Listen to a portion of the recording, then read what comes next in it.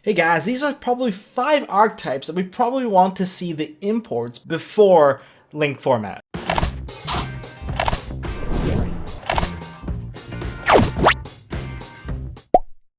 Hello Duelist, it's Tombox here, and in this list video I actually want to bring attention to some of these archetypes that I really believe should get their import as soon as possible because they are affected by the link format, and especially with the new master rule change, we might not even get a chance to play them as they were designed to be played.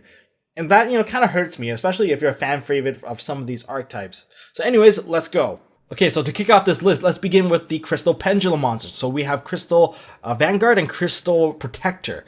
Although they are not Crystal Beasts themselves, they are support to the archetype. Now, Crystal Beast, of course, is a fan favorite archetype from the GX era, and they are very much affected. These two cards are definitely very much affected by the new field changes in the link format. Namely, the merging of the pendulum scales with the spell trap zone.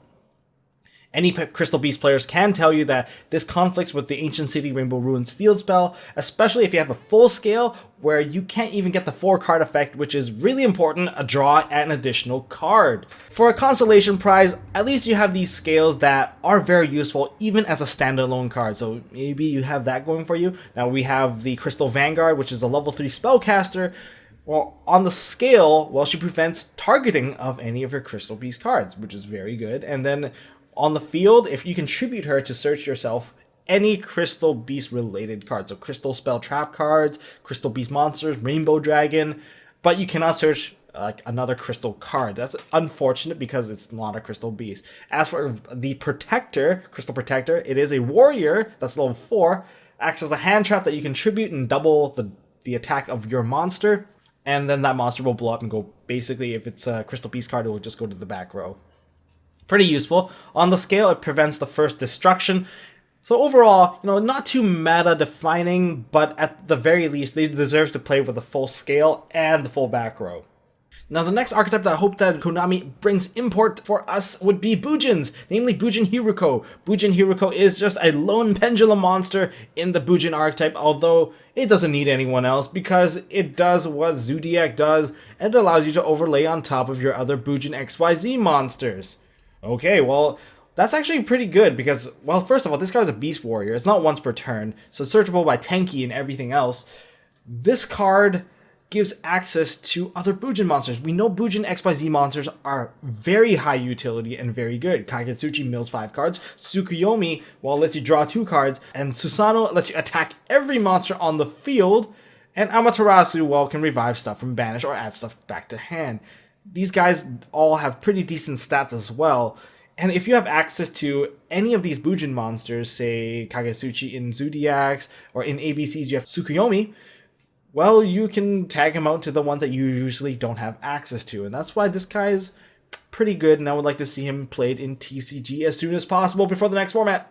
Now, for the third archetype that I hope to see OCG imports from would be for Fluffles and Frifers, mainly the ones that are already out, mainly Frifer Patchwork, Frifer Reborn, and Frifer Daredevil.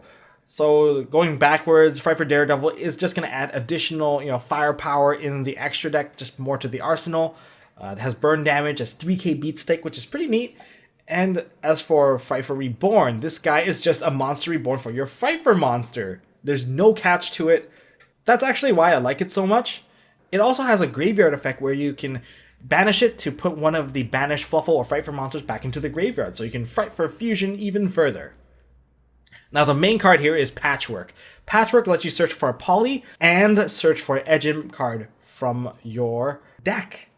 That's huge. It's a +1 by base, and Edgems normally are not searchable in the deck, so the deck lacked consistency because of this, and Edgem Chain is definitely one of the most important cards you want to search because it sets up the other half of the engine, which would be the Edgem engine, and this card lets you search both. Right now, we don't have this, so Fluffles aren't doing very well. Even if they had it, they still suffer the problem of D-Barrier, shutting off the entire turn, because they are really, really reliant on that one fusion summoning mechanic, and that's very unfortunate for them.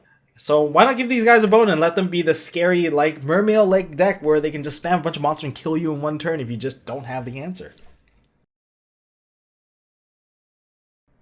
And for the fourth archetype, I'm hoping to see that Lunalight gets their OCG import. It's just a 1-card thing. It's Crimson Fox.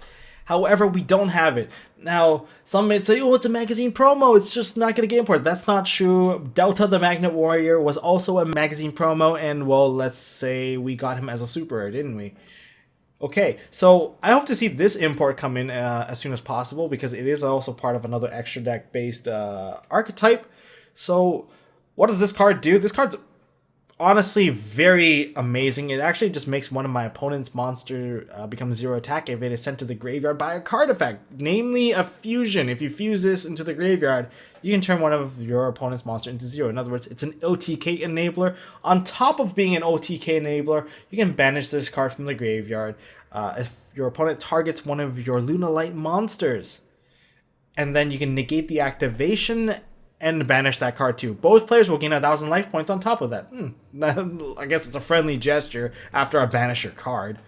Overall, putting a monster to 0 and Lunalight fusions being able to attack twice and not kill the monster means this card can push for a ton of damage. So this card, I hope to see it, because Lunalights definitely deserve this card. They're not like high tier or anything, but they definitely have one of the scariest boss monsters available, which would be the Leo, which cannot be targeted, cannot be destroyed. And imagine just having this as additional protection on top of that. Well, that's just going to be absolutely amazing. So for the final archetype that I hope that gets imported from OCG would be the Entity Monsters of H.P. Lovecraft. Of course, you guys saw this coming a mile away because they are an extra deck based archetype. What are we missing from them? Well, we already have Norden and Hastor. So the ones that we are missing would be the Synchro of Cthulhu, the Fusion of Entis. We're also missing the 2 Xyz of Nyarla and Azathoth. Now, what do these monsters do exactly? Now, Nyarla was actually played during the Necros format in OCG, and we didn't have this, where they can recycle the Herald of Arclight that was sent to the graveyard and basically reuse the effect one more time. So they had a bit more speed and synergy, a bit of a better opening play compared to us.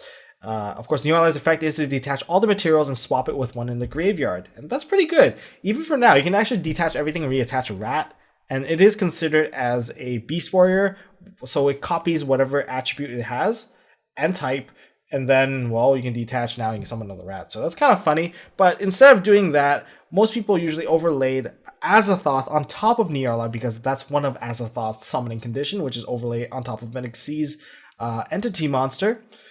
And, well, Azathoth definitely has one of the craziest effect of all, which is, as an unclassified effect, after this card is Xyz summoned, monsters in your opponent's possession cannot activate their effects for the rest of the turn.